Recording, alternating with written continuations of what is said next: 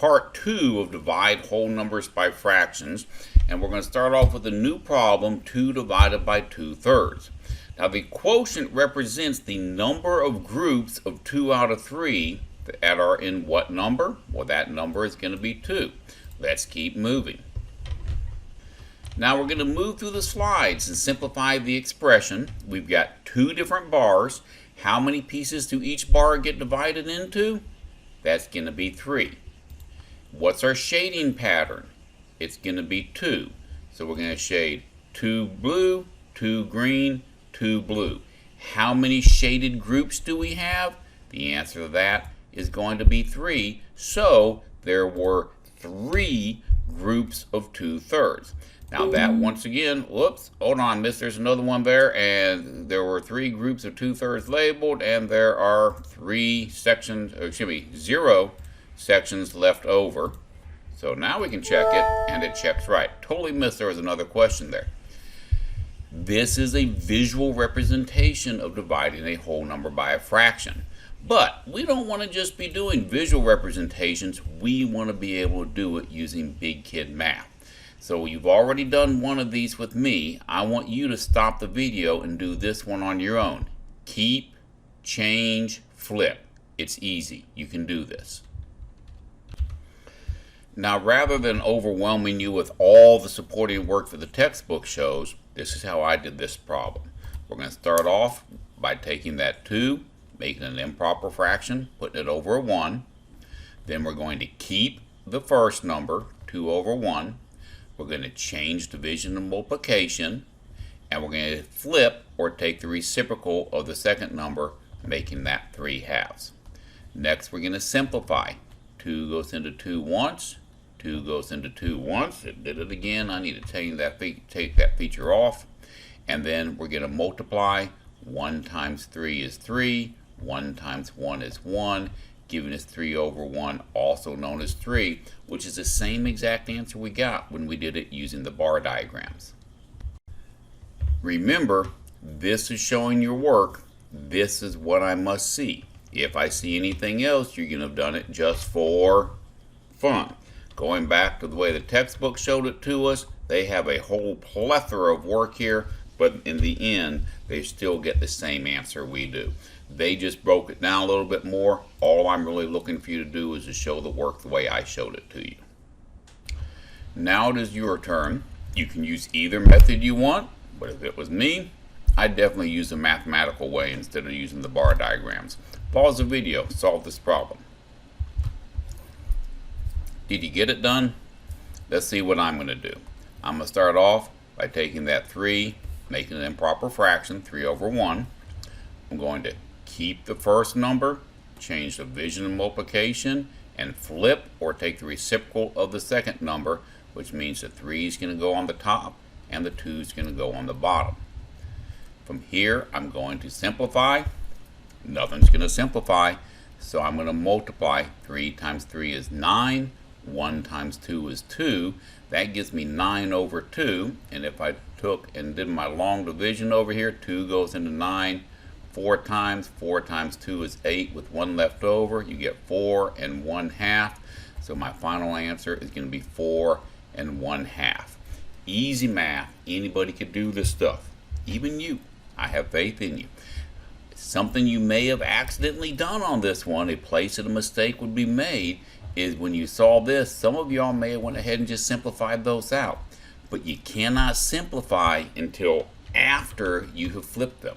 You can only simplify in a multiplication problem. You cannot cross-simplify in a division problem. At a summer camp, the duration of each activity is 3/4 of an hour.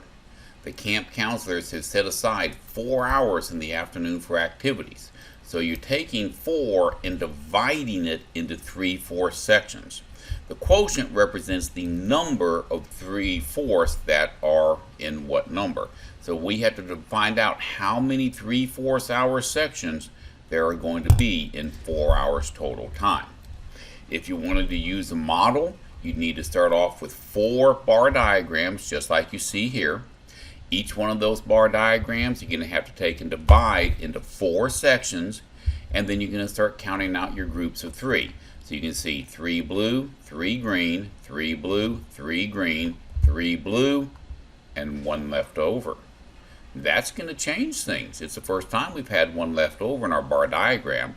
So how many sections do we have? 1, 2, 3, 4, 5 sections with 1 left over. 1 out of how many is in a group? 1 out of 3. So there are how many whole groups? There's going to be 5 whole groups here. Check that. That part should check. There, it checked. And then next we're going to say, and there's 1 section that has how many in that group? Well, it's a fraction. That should be a clue. It's going to be 1 out of 3. There should be a total of 3 to make a group. There's only 1, so we're going to have 1 out of 3. Check that. That is correct, and that means your final answer right here, 5 1/3, is how many groups or how many different sessions they can take in that camp in their 4-hour time period. But of course, that's not the only way to do it. You can also solve this using the equation method. So why don't you go ahead and pause the video, divide 4 into 3/4 and see what you get. Go. Did you get the same answer you had when you did the bar diagrams? Let's see how I would do it. I would of course start off by making my 4 an improper fraction. I'm going to keep, I'm going to change, I'm going to flip. Nothing's going to simplify, so it's going to be time to multiply. 4 times 4 is 16, 1 times 3 is 3, and when we take and do our long division on that, 16 divided by 3, 3 goes into 16 5 times. 5 times 3 is 15 with 1 left over. 5 1/3, 5 1/3, just like we found when we worked it the other way. Easy math. Anybody can do this stuff. Now the quotient, or the answer to our division problem, is 5 1/3, so the camper can complete how many activities? They can complete, well, it's going to be 5 1/3 activities during that time period. I'm not really sure how they're going to do that, because you can't really have 1/3 of an activity, I wouldn't think, but hey, nobody asked me my opinion on this. Alright, now it's going to be your turn to solve one of these on your own. I want you to take and pause your video, read the problem, and then figure out how you're going to work it. Go. Alright, first thing I'm going to do is I'm going to take and make that 7 an improper fraction, putting it under 1, over 1. Then I'm going to keep the 7 over 1, change division multiplication, and flip the second number, also known as taking the reciprocal of it. Nothing is going to simplify here. 7 times 3 is 21. 1 times 2 is 2. Come off to the side and do my division. 2 goes into 2 once. 1 times 2 is 2 with nothing left over. Bring down the 1. 2 goes into 1 0 times. So our answer is going to be 10 1/2. Final answer, 10 1/2. Going back to our problem in the book, we're going to put in a 10 1/2 right here. 10 1/2. We're going to accept that. We're going to check it. That checks good. Now it also wants us to interpret the question. And go back to the question, what it said. A 7-acre section of land is divided into 2/3 acres lots to build houses. Determine the number of houses that can be built, and we end up with 10 1/2. Excuse me. So A says since you cannot build half a house, 10 houses can be built on the 7 acres. I can kind of go with that. I'm good with that idea. B says since you cannot build half a house, only 7 total houses can be built on the 10 acres. No, because we're dealing with 7 acres, not 10 acres. Same thing here. That was 10 acres. This one talks about 7 acres and says since you can build half a house, you can build 10 1/2 houses. I mean, yeah, technically you could build half a house, but no, it's not going to happen. So the correct answer is going to be A.